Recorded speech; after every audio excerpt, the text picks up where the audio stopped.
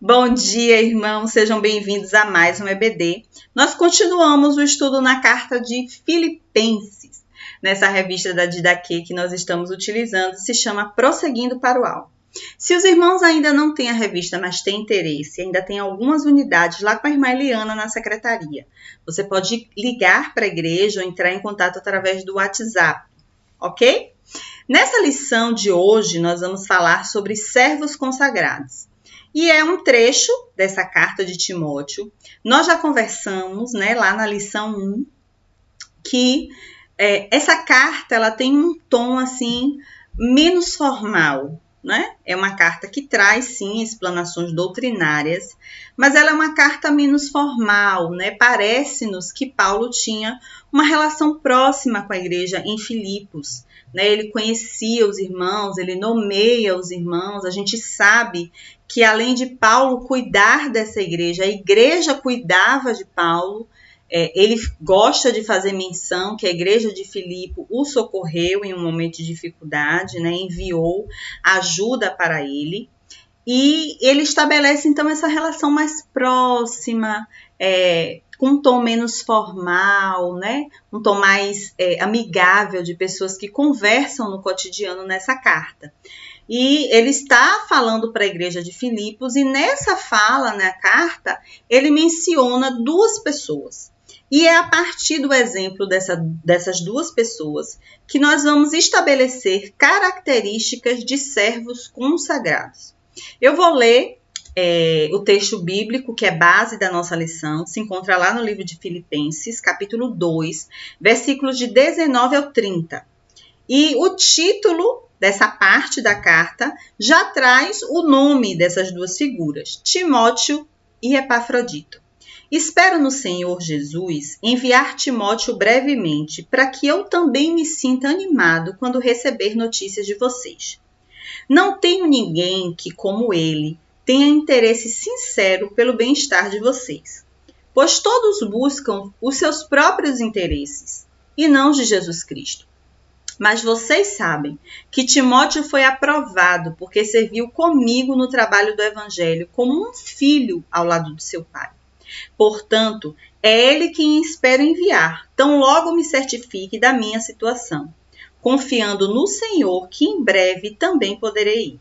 Contudo, penso que será necessário enviar de volta a vocês Epafrodito, meu irmão, cooperador e companheiro de lutas, mensageiro que vocês enviaram para atender às minhas necessidades, pois ele tem saudade de todos vocês e está angustiado porque vocês ficaram sabendo que ele esteve doente. De fato, ficou doente e quase morreu, mas Deus teve misericórdia dele, e não somente dele, mas também de mim, para que eu não tivesse tristeza sobre tristeza. Por isso, logo o enviarei, para que quando o virem novamente, fiquem alegres e eu tenha menos tristeza. E peço que vocês o recebam no Senhor com grande alegria e honrem homens como estes, porque ele quase morreu por amor à causa de Cristo, arriscando a vida para suprir a ajuda que vocês não podiam me dar. Obviamente, eu fiz uma leitura na linguagem de hoje da Bíblia, né? Uma versão que eu tenho usado bastante aqui na EBD. E o trecho, né, do capítulo 2, ele fala desses dois personagens, dessas duas pessoas que, então, nós vamos ter como objeto de estudo para poder construir, né, enxergar essas referências, essas características das qualidades do que é ser um servo consagrado. Então, a primeira coisa que é muito evidente e que a gente precisa pensar é que o Evangelho de Cristo é feito por pessoas, né? O Evangelho de Cristo se manifesta na ação de pessoas. Nós somos alcançados por esse evangelho, nós somos chamados para um tipo específico de vida, de uma vida de servos, de uma vida abundante, de uma vida feliz, e ele se manifesta na nossa humanidade. Somos nós os agentes desse evangelho, né? Sem o humano, sem as pessoas, o evangelho não pode ter a sua concretude, porque nós somos os braços de Deus, a mão de Deus estendida, o ouvido de Deus, o ombro de Deus, o colo de Deus na vida das pessoas.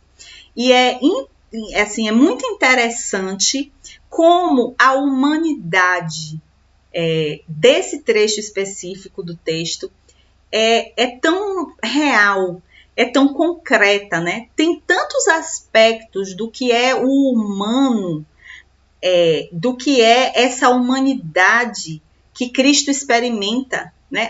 O próprio livro de Filipenses vai dizer que, mesmo sendo Deus, Jesus não teve por usurpação ser a Deus, mas veio, relacionou-se conosco, né? Experimentou a humanidade e foi fiel e obediente até a morte e morte de cruz. Então, nesse trecho, há tantos aspectos de humanidade, você vê uma preocupação de Paulo com a igreja, com Timóteo, com Epafrodito. E a revelação, né, da ligação que ele tem com essas pessoas, né? Então ele diz assim: eu vou enviar Timóteo para vocês, para Timóteo alegrar o coração de vocês e para que eu tenha boas notícias de vocês, né? Porque Timóteo não é uma pessoa que vai para o campo missionário, né? A gente está falando de viagens missionárias de Paulo, com interesses que não sejam o interesse de Jesus. Então, ele não vai me ligar para dizer que a entrada de dízimo diminuiu, aumentou. Ele vai me ligar e vai me ligar, estou tão conectada com a atualidade, mas ele vai me escrever, ele vai mandar notícias de vocês que não falem desse aspecto, né, mais da administração. Ele vai me falar do aspecto humano, por isso que eu estou mandando Timóteo. Então, ele tem uma preocupação com a igreja. Ele também revela essa preocupação quando ele diz assim: eu quero mandar Epafrodito, porque vocês souberam que ele esteve doente à beira da morte. Eu quero tranquilizar o coração de vocês. Então você vê uma preocupação de Paulo com a igreja, né? Eu estou mandando Epafrodito para tranquilizar o coração de vocês. E ele diz assim: eu estou mandando Timóteo e eu espero que a minha situação se resolva de forma que eu também possa ir vê-los. Então, há uma preocupação de Paulo com a igreja. Há também uma preocupação em Paulo com a igreja em reconhecer a importância da igreja. Ele diz assim: Epafrodito me chegou porque vocês o enviaram para suprir uma necessidade minha. E ele foi para além daquilo que era a missão dele. Ele trouxe aquilo que vocês podiam me dar, né? A ajuda que vocês podiam me dar enquanto igreja, e ele mesmo me deu uma ajuda que vocês não podiam. Então, ele faz questão de ressaltar o quão é importante essa relação com a igreja. Ele mostra uma preocupação com Timóteo, né? Ele diz assim: estou mandando Timóteo para vocês. E ele dá um testemunho sobre a vida de Timóteo, né? Ele diz assim: eu estou mandando Timóteo porque, ao contrário dos outros, ele de fato é alguém que se interessa no evangelho que Cristo pregou. Então, o interesse dele por vocês é um interesse sincero. A fé dele é uma fé sincera. E eu confio em Timóteo porque vocês são testemunhas que o trabalho de Timóteo, o acompanhamento de Timóteo comigo, a relação que Timóteo estabelece comigo, é a relação que um filho tem com o pai, de cumplicidade, de cuidado, né, de estar junto. Então, ele tem uma preocupação com Timóteo. Ele também tem uma preocupação com Epafrodito, porque ele diz assim: eu quero mandar Epafrodito de volta para Filipos, porque eu sei que ele está angustiado. Epafrodito é um membro da igreja de Filipos, ele é enviado pela igreja para socorrer a Paulo, e os irmãos o amam. Então, quando Epafrodito toma conhecimento de que a doença dele a notícia de sua doença chegou a Filipos e os irmãos estão preocupados pela sua doença, ele fica angustiado. Ele diz assim: eu já me recuperei, saí do perigo da morte, estou bem. E os irmãos continuam angustiados lá, continuam preocupados comigo, achando que eu estou à beira da morte. E ele tem, então, uma preocupação com o sentimento que Afrodita está tendo, essa angústia gerada nele, que acaba desestabilizando Epafrodito. Ele tem uma preocupação tão grande pelo bem-estar da igreja, de como os irmãos estão encarando esse momento, essa notícia que receberam dele, que ele fica angustiado. Então, a gente vê que Paulo se preocupa com ele. Então, o evangelho de Cristo é um evangelho feito por pessoas, e pessoas são humanas. E essa carta é linda, porque essa carta fala de humanidade, da preocupação. A gente nunca pensa, quando a gente vai falar sobre doutrina, né, nessa humanidade que se preocupa com o que o outro sente, a angústia do outro em saber que tem um irmão doente, se ele morreu, se ele não morreu, né, de dar boas referências das pessoas que estão com você, falar bem de que está com você. E isso tudo aparece nesse trecho específico da carta. Eu já havia falado com vocês que essa carta, apesar de ter alguns fundamentos doutrinários, né? Porque é impossível, se você vive a fé, não ter um fundamento doutrinário, ele é uma carta de humanidade. Ela é considerada uma carta pastoral, né? Porque é como um pastor cuidando de suas ovelhas. E aí aparecem, então, esses dois homens, esses dois nomes, e eu quero falar um pouquinho de cada um. A gente vai começar com um personagem mais conhecido, Timóteo. A igreja sabe muito sobre Timóteo, né, no Novo Testamento.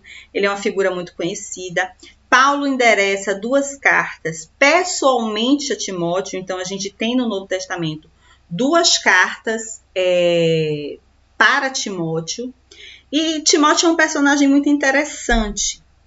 Timóteo provavelmente nasceu numa cidade chamada Listra, que fazia parte que junto com outra cidade, a cidade de Derbis, Listra e Derbis, eu acho, formavam as cidades da Lacônia. E essas cidades, eles eram um pretório romano. Então, provavelmente, Timóteo nasce nessa cidade, né? A cidade era uma província, né? Um pretório romano da região ali da Galácia. E Timóteo, então, é filho de um pai grego com uma mãe judia. E quem faz a educação religiosa de Timóteo, quem dá o fundamento doutrinário, de fé, de conduta, de prática à vida de Timóteo, é a sua mãe e a sua avó, Lídia e Lloyd. Isso é muito interessante, né? Quando as crianças, né, tinham essas decisões mais importantes, a que religião seguir, que profissão seguir, com quem se casar, determinadas pelo pai, Timóteo foi educado religiosamente pela sua mãe e pela sua avó. E Paulo faz referência a isso na própria carta de Timóteo, né, que ele herdou essa tradição doutrinária da sua avó e de sua mãe de terem uma fé sincera, uma fé real. Por isso mesmo, tinha muito fundamento, né? Ele tinha uma fé muito firme. Provavelmente, Timóteo foi consagrado pelo próprio Paulo. Existem 2 versões, né? Que ele foi encontrado, consagrado por Paulo, assim, né? Porque ele era um líder jovem na sua comunidade, muito competente. Mas também há uma versão que Timóteo, na verdade, é um substituto na viagem missionária de um personagem que se chama João Marcos, que a gente conhece ele porque ele também é citado por Paulo. Ao que parece, João Marcos e Paulo, eles tiveram um pequeno problema de relacionamento, e aí ficou uma coisa assim meio inconciliável. O que é comum a gente ter nessas divergências? A gente tem na família, a gente tem no trabalho, a gente tem na igreja. E aí surge então a figura de Barnabé, que nós também conhecemos, né? chamado de Consolador. A igreja canta uma música, os mais antigos lembram que a gente canta uma música sobre Barnabé. Barnabé, então, chega para conciliar aquela situação divergente entre eles. E aí toma a decisão de trazer João Marcos para perto de si. Ele diz a Paulo, não tem problema, não se preocupe, eu mesmo me encarrego de João Marcos. Ele vai ser agora o meu ajudador. Eu vou trazer ele para perto de mim e vou cuidar de João Marcos. Depois eles se encontram, resolvem essa divergência, mas talvez Timóteo tenha chegado para Paulo como um substituto de João Marcos. Ele chega para ocupar esse espaço. O que a gente sabe, tem certeza, é que a relação estabelecida entre Paulo e Timóteo é uma relação de muita proximidade, né? Uma relação entre o professor e seu aluno, o mestre e seu discípulo, seu pupilo. E nesse texto especificamente, Paulo faz uma afirmação linda. Ele diz assim, a minha relação com Timóteo, a forma como nós temos conduzido o ministério e a forma como ele me cuida, né? A forma como ele está próximo de mim, a forma como ele me trata, me respeita, é a forma, nós nos relacionamos como um filho e um pai. Isso fica muito evidente nessa parte do texto, ele diz literalmente isso, que ele tem Timóteo como seu filho. Ele confia tanto em Timóteo como ele confiaria num filho. Então, a gente tem essa figura de Timóteo, que é muito conhecida.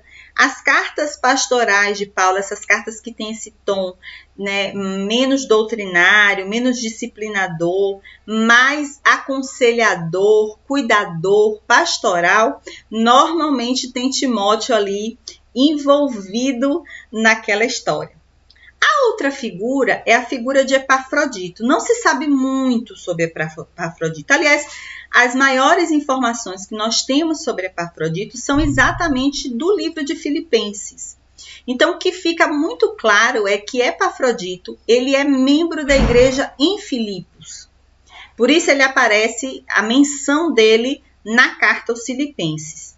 Foi Epafrodito que trouxe para Paulo a ajuda financeira que Filipos enviou, né? Então, assim, ele é o representante da igreja de Filipos que faz uma viagem desgastante, complicada, né? Naquele tempo não era tão fácil viajar.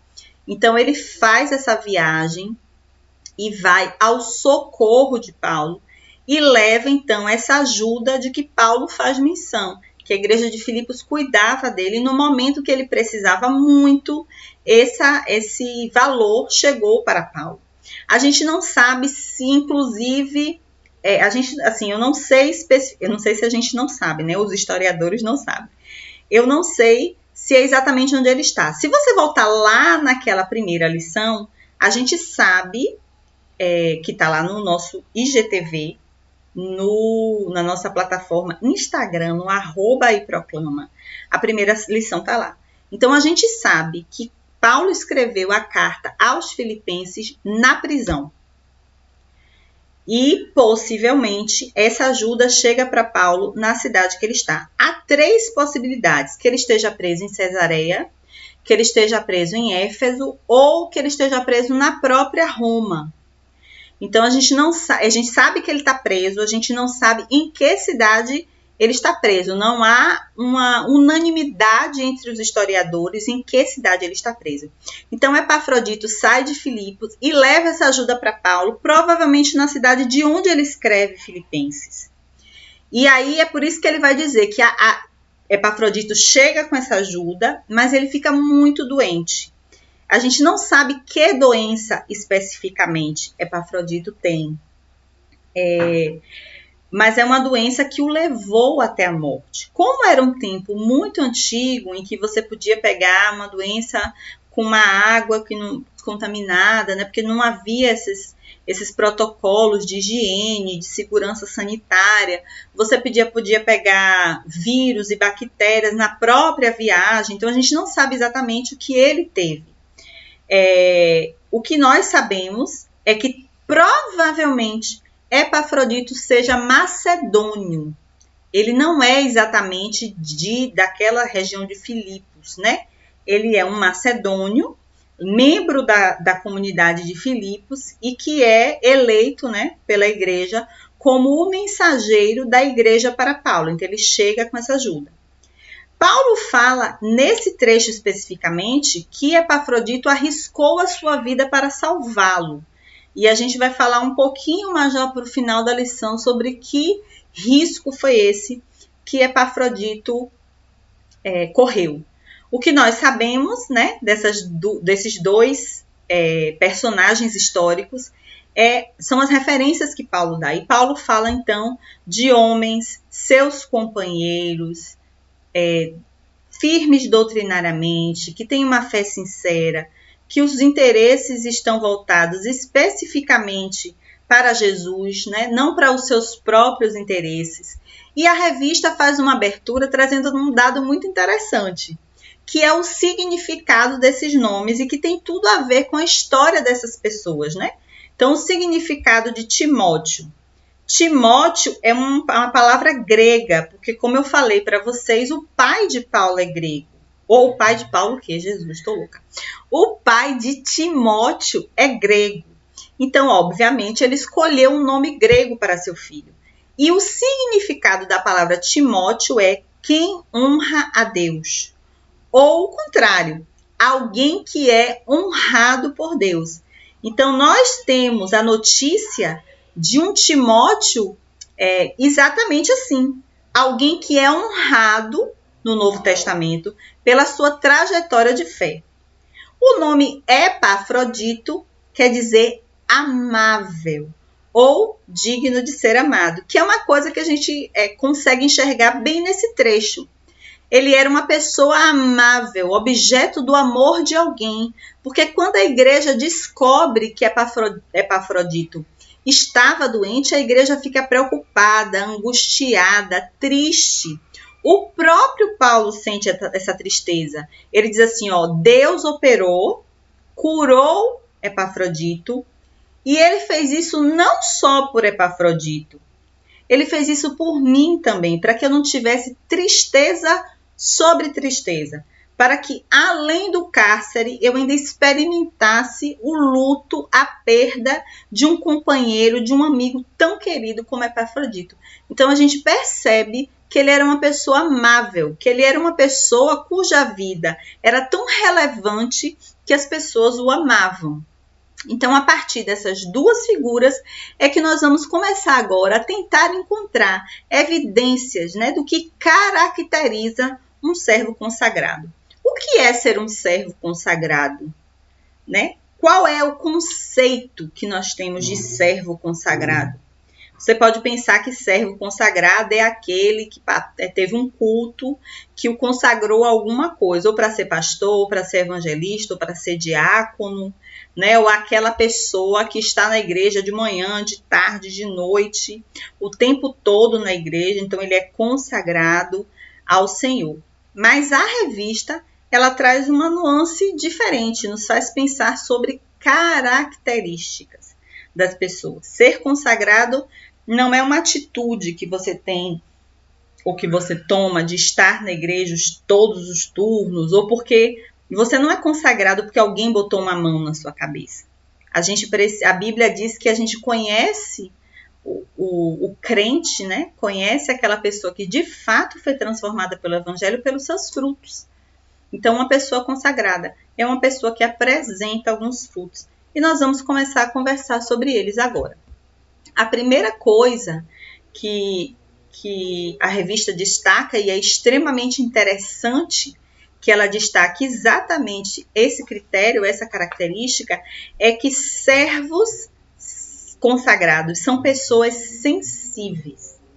E quando eu falo sensível, eu não falo uma pessoa que assiste um comercial bonito na televisão, de família de margarina e chora, ou assiste um filme e fica emocionado, chora, ouve uma música e chora e fica tocado.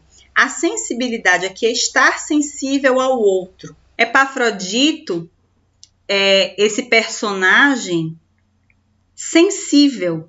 Ele não vive apenas buscando o seu próprio interesse, ele não vive pela manutenção apenas do seu bem-estar, mas ele consegue se aperceber do que está acontecendo ao seu redor, da necessidade das pessoas ao seu redor. Então, ele de verdade vive aquele trecho do Evangelho que diz que a gente precisa chorar com a dor do outro, com o choro do outro, se alegrar de verdade com a alegria do outro, com o êxito do outro, com as conquistas do outro. Então, os servos consagrados são servos que têm essa sensibilidade, que conseguem enxergar o outro, enxergar o próximo, saber da sua necessidade e dispor-se para o outro também. Porque se Epafrodito apenas sentisse que Paulo estava passando por uma situação muito difícil e dissesse assim, vou orar pela vida de Paulo, não que orar pela vida de outra pessoa não seja necessário, irmãos, mas se ele não tivesse esse desprendimento no momento em que a igreja em Filipos o designa a levar essa oferta a Paulo, ele dissesse, não, eu tenho outra coisa para fazer, não, eu não posso colocar minha vida em risco. Ele tem essa sensibilidade, não só de enxergar a necessidade, mas de fazer alguma coisa para suprir essa necessidade. E a gente vai ver que, de fato, ele é um homem sensível, porque ele não se contenta apenas em levar essa oferta, em estar lá. Ele, inclusive, põe a sua própria vida em risco. A segunda característica que a revista traz como uma premissa de um servo consagrado é o seu caráter.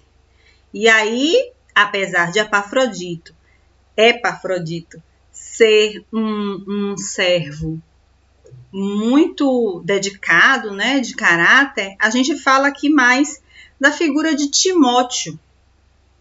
Porque não só nesse trecho específico do capítulo 2 do livro de Filipenses, mas em outros momentos, em outras cartas, Paulo faz questão de dar referência sobre a vida de Timóteo. Ele dá referências do caráter de Timóteo. Ele diz assim, você é uma pessoa que tem uma fé não fingida, Timóteo.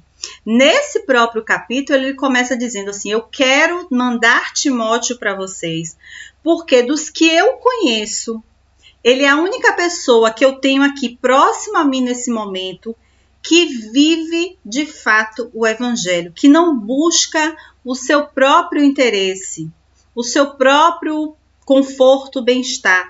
Ele é uma pessoa de caráter. Então, servos consagrados são pessoas de caráter. O fato de alguém colocar uma mão sobre sua cabeça e dizer assim, a partir de agora você é diácono, a partir de agora você é pastor, já tem mais, né, títulos, é bispo, é apóstolo, ou você é diaconisa, diácono, isso não garante que de fato você seja consagrado. Quando a gente vive numa comunidade séria, comprometida com o Evangelho de Cristo, as pessoas que são designadas a ocupar esses cargos, normalmente são pessoas que são analisadas, estudadas, acompanhadas. Quando se toma a decisão de levar um nome para assumir, para consagrá-lo para um cargo como esse, é porque já houve um estudo, essa pessoa dá bom testemunho, ela tem comportamento de uma pessoa que tem caráter, né? Então, as instituições sérias têm cuidado com isso, né? Com as pessoas que assumem esses postos de liderança. Mas ser um servo consagrado não é apenas para as pessoas que desempenham algum cargo.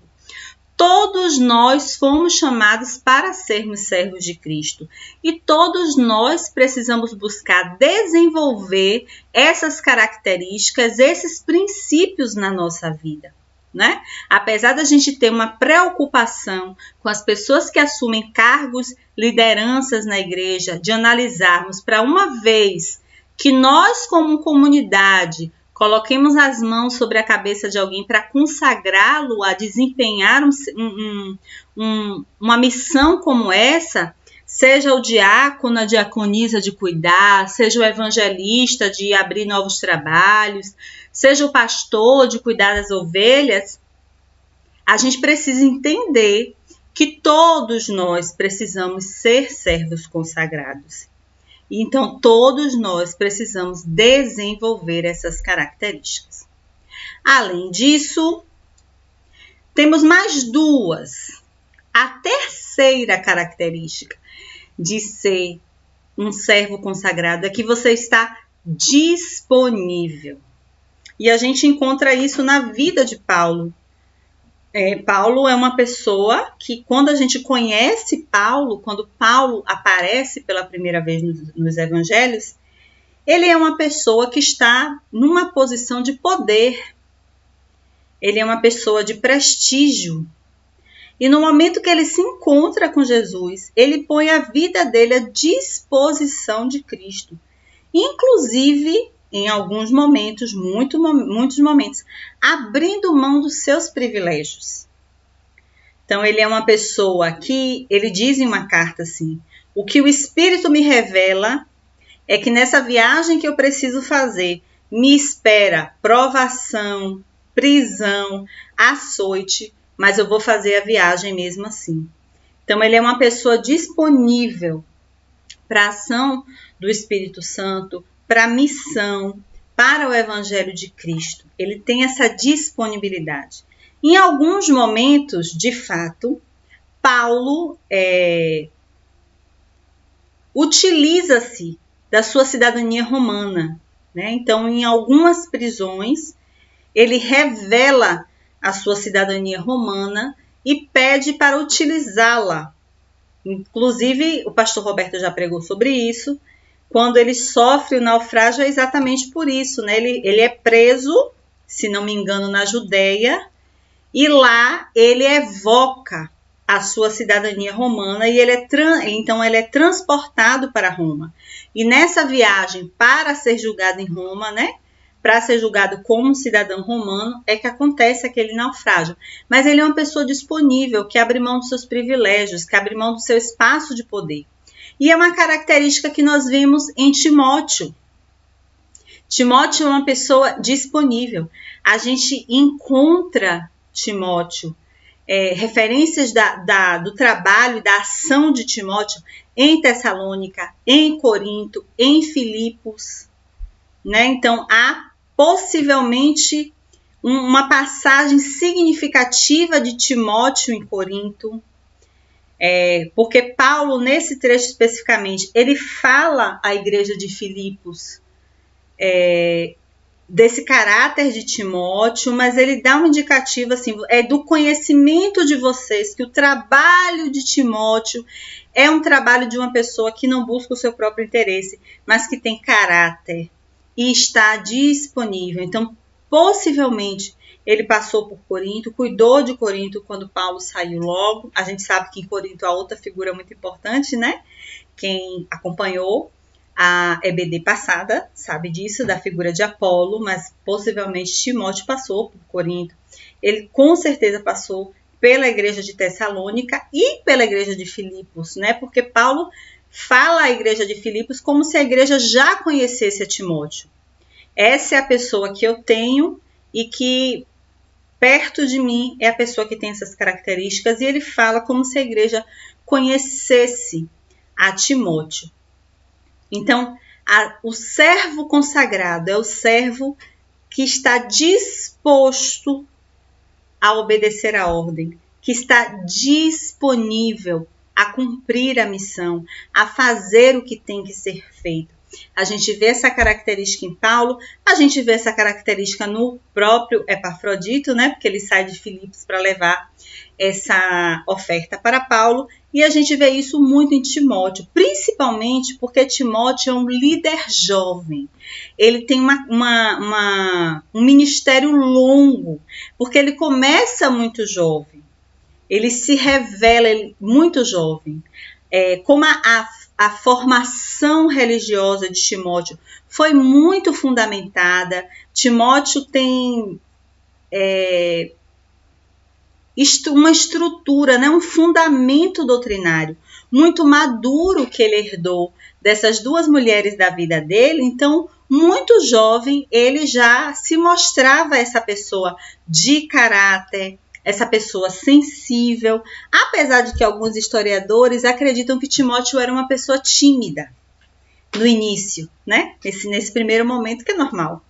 Ele era uma pessoa tímida e por isso a sua relação com Paulo é proveitosa para os dois, né?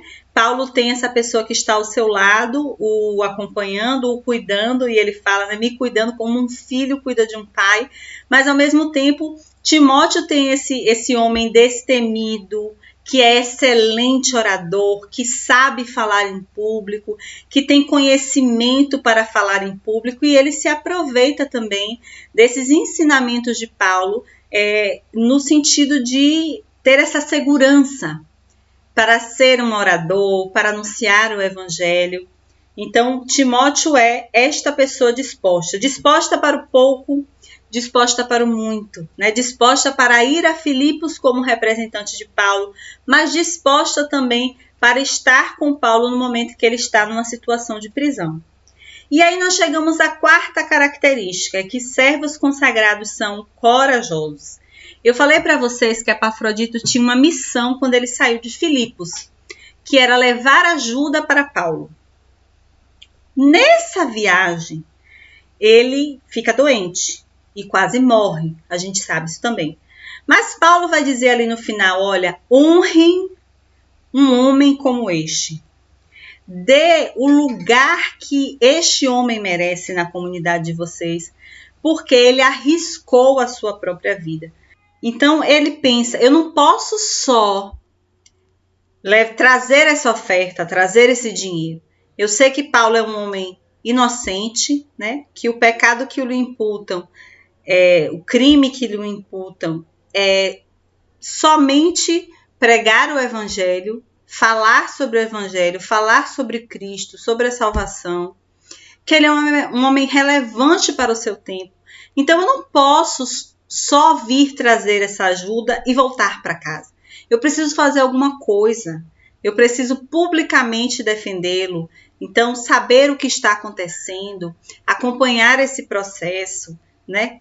Suplicar pela sua soltura, falar da sua inocência. E ele faz isso por conta da sua sensibilidade. Então, nós conseguimos identificar 4 características de um servo consagrado. A primeira delas é ser sensível ao outro, ao próximo, à necessidade do outro e me colocar à disposição, me colocar no lugar de ser o agente de Deus naquela situação. Nós também entendemos que servos são consagrados, são pessoas que têm caráter. E porque entendem a dificuldade do outro e têm caráter, se disponibilizam a cumprir a missão. São pessoas disponíveis. E uma vez estando na missão, precisam ser corajosos, como diz a palavra. Seja forte e corajoso.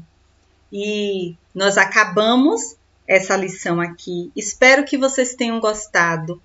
Espero que vocês tenham pensado, mas que vocês pensem sobre essas características, façam uma autocrítica, uma autoanálise, o quanto você ainda é sensível à necessidade do outro, principalmente nesse tempo tão difícil de pandemia, o quanto o seu caráter te leva a tomar decisões corretas, o quanto você está disponível para ser o agente de Deus na vida do outro. E não se preocupem, porque coragem não é ausência de medo. A gente sempre tem essa impressão de que coragem é o antônimo do medo, é a ausência do medo. Não é que esses personagens bíblicos sejam supernaturais, né? Sobrenaturais, pessoas que estão para além do humano. Eles tinham medo como a gente, inseguranças, ansiedades, angústias. O texto vai falar sobre isso e eu começo a lição falando o quanto esse texto é humano, o quanto a gente vê revelado o aspecto humano de Paulo nesse trecho, né, de tão poucos versículos, mas o quanto a gente vê essa dimensão humana de Paulo, são pessoas como nós, mas que no momento da missão e sabendo da importância da missão, são corajosos quando precisam ser. E a gente precisa ser assim também. E que essa palavra edifique a sua vida e que nós possamos todos sermos servos consagrados ao Senhor. Deus nos abençoe, nos dê uma excelente semana e no próximo domingo nós temos um encontro marcado aqui. Eu te espero.